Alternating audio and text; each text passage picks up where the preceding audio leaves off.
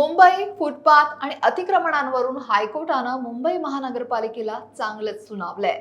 शहरातील वाढत्या अतिक्रमणांमुळे रस्त्यांची अवस्था इतकी वाईट झालीये की पुढच्या 10 वर्षात मुंबईकर घोड्यानंच प्रवास करतील या शब्दात मुंबई उच्च न्यायालयानं हायकोर्टानं बुधवारी मुंबई महानगरपालिकेची कानउघाडणी केली।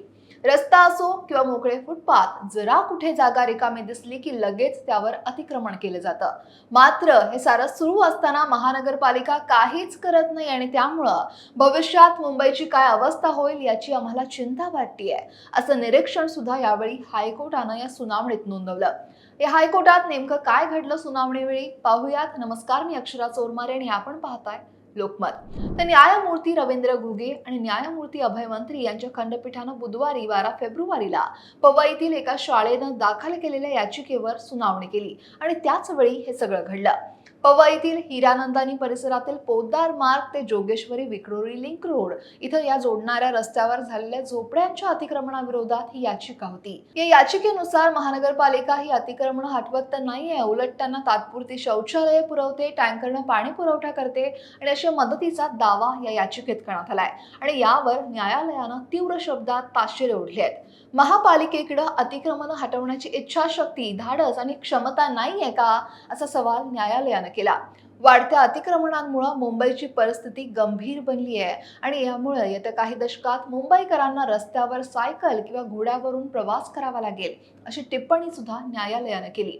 3 लेनचे रस्ते आता 1 किंवा 2 लेनचे झाले आहेत। गाड्या गोगलगाईसारख्या हळूहळू सरकतायत। माणूस त्या ठिकाणी चालत गेल्यास लवकर पोहोचेल, असं सुद्धा उपरोधिकपणे न्यायालयानं म्हटलं। यावर महानगरपालिकेच्या वतीनं ॲडव्होकेट धृती कापडिया यांनी अतिक्रमण हटवण्याची तयारी दर्शवली आणि अतिरिक्त पोलीस संरक्षण देण्याची विनंती हायकोर्टाकडे केली।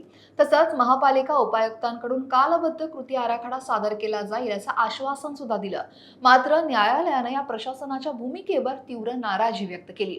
यावेळी हायकोर्ट काय म्हणालं की कोणीही येऊन मुख्य रस्त्यावर झोपडी बांधून राहायला लागेल आणि तुम्ही पाहत राहणार आहात। इच्छाशक्ती, साधन सामग्री आणि धाडसच नसेल तर स्पष्ट सांगा, त्यामुळे मग आम्ही नोंद करू की मुंबई अतिक्रमणकर्त्यांच्या हवाली केली आहे। धार्मिक भावना जपता पण झोपड्या हटवण्यासाठी आवश्यक असलेली इच्छाशक्ती, धाडस हे तुमच्याकडे नाहीये का, अशा शब्दात न्यायालयानं बीएमसीला चांगलंच खडसवलंय। अतिक्रमण हे तुमचीच निर्मिती आणि तुष्टीकरणाची नीती आहे, अशी टिप्पणी करत न्यायालयानं फिरतं शौचालय हटवण्याचे निर्देश सुद्धा दिले।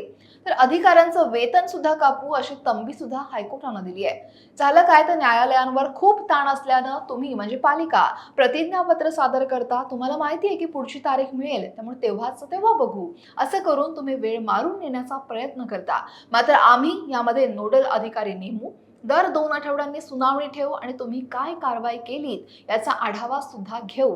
तर समाधानकारक काम केलं नाही तर छत्रपती संभाजीनगरमध्ये ज्या पद्धतीनं आम्ही अधिकाऱ्यांचं वेतन कापलं किंवा काही दिवस अधिकाऱ्यांना निलंबितही केलं, तोच पॅटर्न मुंबईतही राबवू, अशी तंबी हायकोर्टानं बीएमसीच्या अधिकाऱ्यांना दिली आहे। अतिक्रमण वेळेत न हटवल्यास न्यायालयाचा अवमान मानला जाईल आणि संबंधित अधिकाऱ्यांवर कारवाई केली जाईल, असा इशारा सुद्धा थेट मुंबई हायकोर्टानं दिला। छत्रपती संभाजीनगरमध्ये ज्या पद्धतीनं अधिकाऱ्यांचं वेतन कापलं, निलंबित केलं, तोच नमुना इथंही राबवला जाईल, असं न्यायालयानं स्पष्ट केलं। तर पुढच्या पिढीला आपण काय वारसा देणार आहोत, असा मौलिक प्रश्न सुद्धा हायकोर्टानं उपस्थित केला। शहराला चांगल्या स्थितीत ठेवण्याची जबाबदारी आपल्या सर्वांची आहे, असं न्यायालय म्हणालं।